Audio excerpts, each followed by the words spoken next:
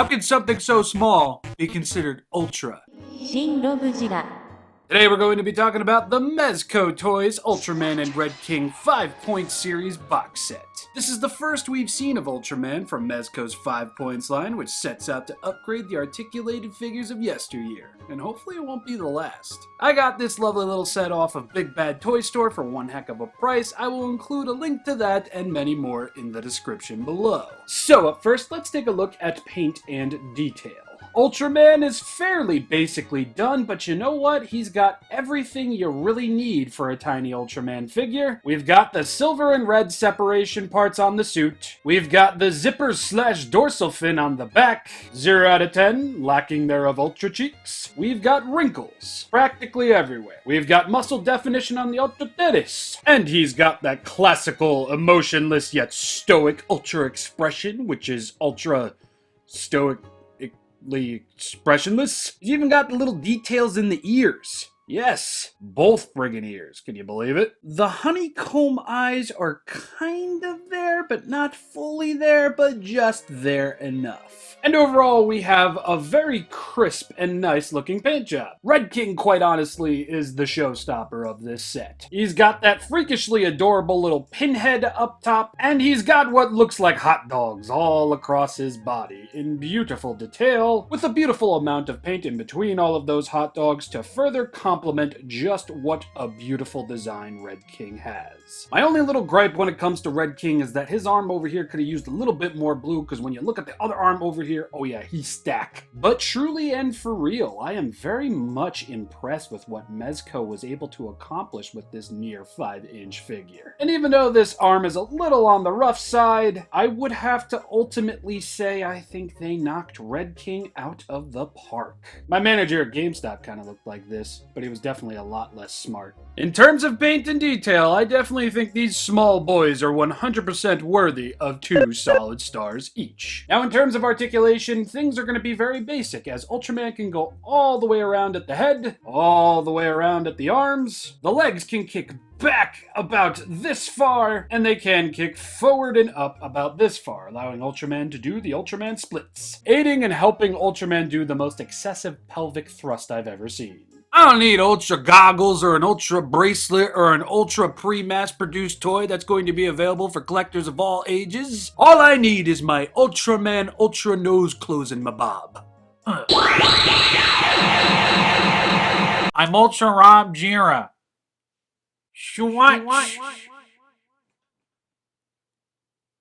God, I am so unfunny. And as for this thick ballpark Frank-coated looking boy over here, his arms can indeed go all the way around just like Ultraman, but I suggest not to. As you can see over here, the hot dogs on his arms mixed with the hot dogs on the side of his torso over here, they do kind of meet, and I have a feeling if you try forcing that, you're just going to create some really excessive looking rub-off. Thankfully though, the legs can go all the way around with some force, don't worry. No scuffage happening over here. And he's not gonna get anything at his little pin head up here, but you will be able to go all the way around at the tail, which is something that I missed in my initial unboxing. King Boo Boo Red Fist over here and Ultraman are both gonna get solid stars for their 5 points of articulation. Now you know why it's called the 5 Points series. Now let's talk about everything else that these two lads came with. Ultraman over here comes with 2 alternate arms, while Red King over here comes with rah.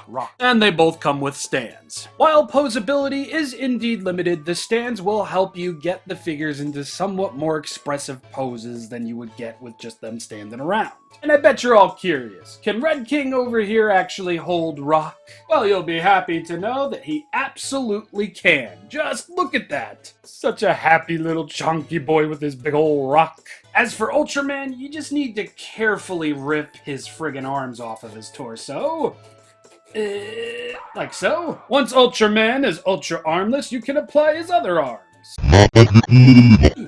Once you have done so, you will have Ultraman in his Specium Ray pose. And to talk about the paint and the detail on these accessories, first we'll take a look at rock, and as you can see, it is clearly just a rock. It does have a bit of a fugly seam going across it with a few paint flubs here and there. I mean, realistically though, looking at it from far away, you really can't tell. But when taking a look up close, that's going to be the only time you really see it.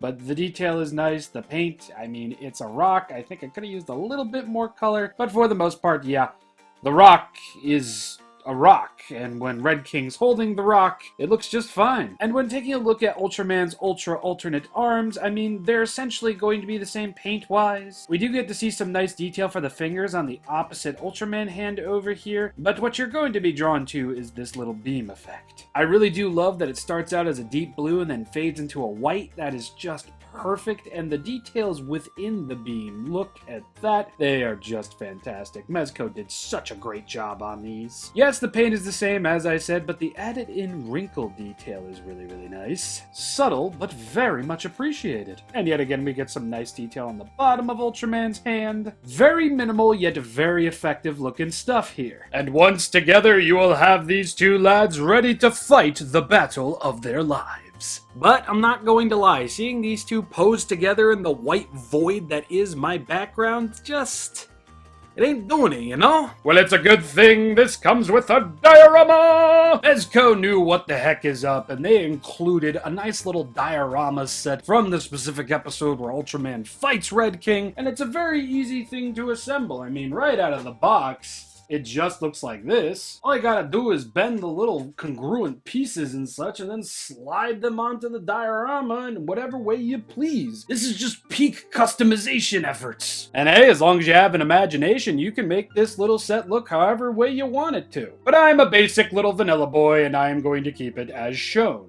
Which, Famola of all shapes and sizes, just look at this beautiful friggin' box! Mezco says that they made this set with collectors in mind, and you can absolutely see that they did, because look at this little setup! That's it! This is all you have to do! This looks so clean and minty! As far as the diorama itself goes, it's a very high quality image of the planet that they were on. Future Rob, please correct me on what the planet name was over here.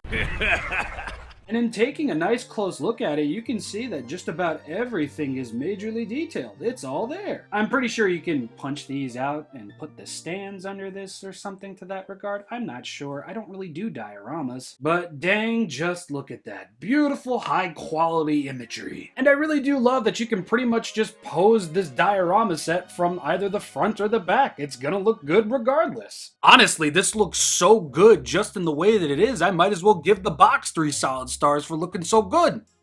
In fact, I'm gonna do that. 3 solid stars for the box and 3 solid stars for the little diorama that you get. Size comparison time, small, medium, large, and all related bits. Impressive beyond all words. As an Ultraman fan, these are just lovely little inclusions to the collection, and only add even more height to the Mezco Godzilla line in the same series. I'm not much of a diorama guy, but hell, I even love that too. And that, friends and neighbors, is all I have to say on the Mezco Toys 5-point series Ultraman and Red King box set. It absolutely exceeded all of my expectations and even made me a bit of a diorama lover. I'm actually kind of hoping that the Godzilla sets come with something like that. But anyway, thank you all for watching. Thank you to my lovely patrons, including my newest patron, Mr. Pistachio. Thank you so much for the gracious $5 donation, my guy. Wink.